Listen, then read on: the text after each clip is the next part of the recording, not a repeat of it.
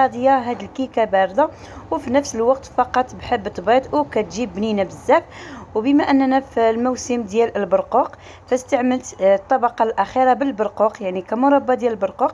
تابعوا معايا الفيديو حتى الاخير باش تكتشفوا معايا الطريقه ان شاء الله. فغنخليكم على طريقه التحضير وفي نفس الوقت غنعطيكم المقادير. فبسم الله على بركه الله. في إناء كنضيف حبة من البيض، دائما خاصها تكون على درجة حرارة المطبخ. إلا كان البيض صغير غديروا 2 بيضات، إلا كان البيض كبير من حجم الكبير كتحتاجوا فقط حبة وحدة.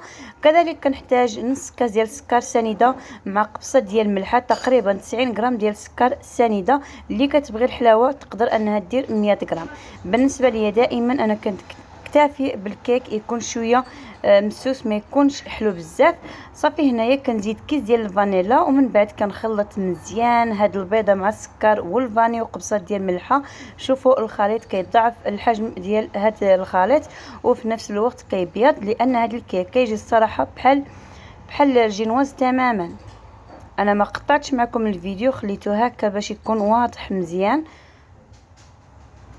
صراحه هاد الكيكه راه ساهله بزاف وفي نفس الوقت ما كتديش بزاف ديال الوقت وفي نفس الوقت اقتصاديه وبنينه. صافي هنا كنزيد 100 غرام ديال زيت نباتيه كنضيف بالتدريج. وبالنسبه للكميه كيف ما ذكرت معكم 100 غرام فقط راه كافيه، اي نص كاس ديال الزيت النباتيه. وكذلك غنزيد 100 غرام من الحليب اي نص كاس. صافي ومن بعد كنخلط مزيان وكنضيف 4 المغارف كبار ديال الدقيق اي فرينه. وكذلك كنضيف كيس من خماره ونص من الخامرات الحلويات ما يعادل 10 غرام تقريبا بحال هكاك. وفيما بعد كنزيد كاكاو المر، فقط كيس واحد ديال كاكاو المر خاص بالحلويات. الا كان عندكم داك الكاكاو الحلو او نسكوي كديروا واحد المغرفه كبيره، اما الا كان عندكم الكاكاو المر ديال العبار كتضيفوا غير مغرفه صغيره ديال كاكاو المر.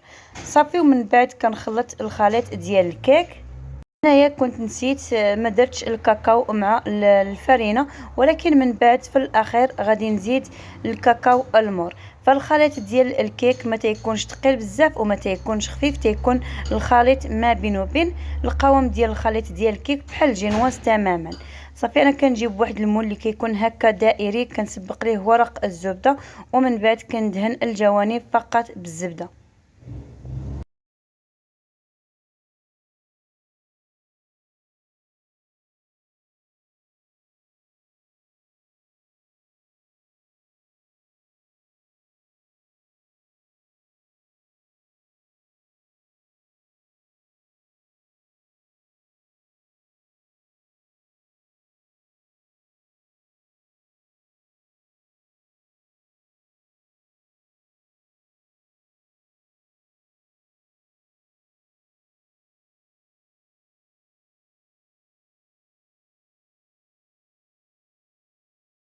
بالنسبه ها هو الخليط من بعد ما زدت له الكاكاو.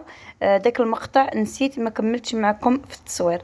صافي هنايا كنجيب المول اللي غادي نضيف فيه هذا الخليط ديال الكيك. غادي تشوفوا معايا القوام ديالو وفي نفس الوقت هذا الكيك غادي نطيبوه في الفران ديال الغاز. دائما انا كنطيب هكا الكيك في الفران يكون بارد، ما كيكونش الفران سخون من قبل.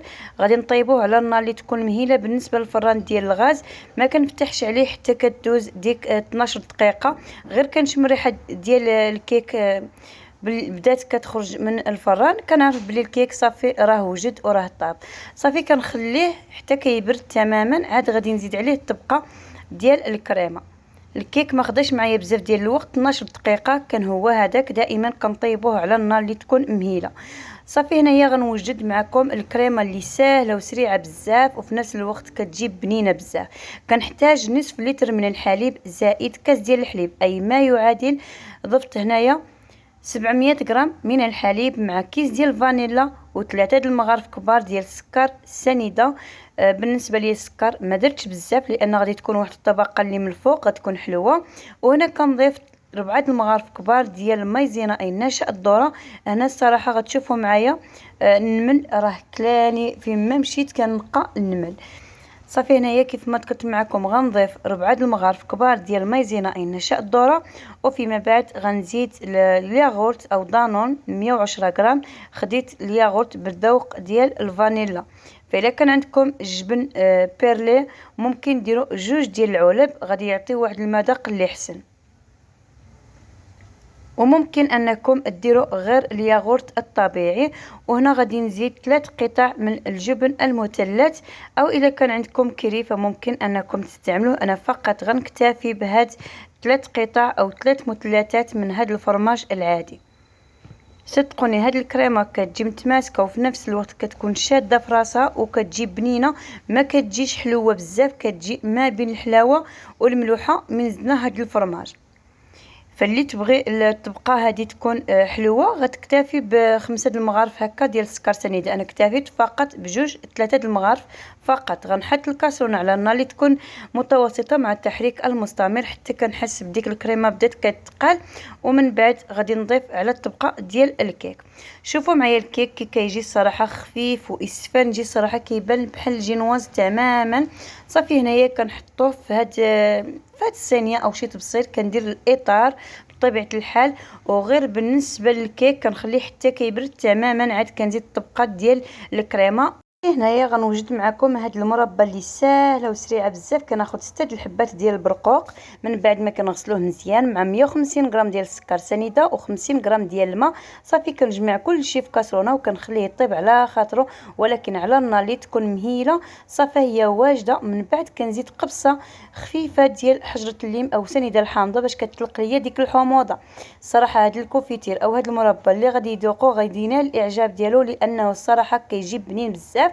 فإلا بغيتوا انني نشارك معكم الطريقه بكل تفصيل فخليو لي في التعاليق، فان شاء الله غادي نشارك معكم هاد المربى. صافي هنايا بالنسبه للكيكه من بعد ما بردات مزيان خليتها في الثلاجه لمده ديال 4 ديال السوايع على الاقل. من بعد كنزينها بالمربى اللي شاركت معكم بالبرقوق. صراحه اللون ديال هاد المربى هو هذا، ما كاين لا ملون غذائي لا حتى شي حاجه. راكم عارفين البرقوق من بعد كيطلق راه كيولي هكا احمر. فتيكون هذا هو الشكل النهائي ديال الكيكه بارده اللي شاركت معكم. غنقطع معكم واحد المورصو باش تشوفوا الشكل ديالها من الداخل، وفي نفس الوقت القوام ديالها الصراحه كتجي خفيفه ورطبه بزاف، وفي نفس الوقت الكريمه كتجي كريميه وبنينه ساهله. الا وجدتوا هاد الكيكه فكنتمنى من كل قلبي انها تنال الاعجاب ديالكم وتجربوها ان شاء الله. فغنخليكم مع فيديو جديد ووصفات جديده ان شاء الله. دمتم في امان الله وحفظه، والى اللقاء.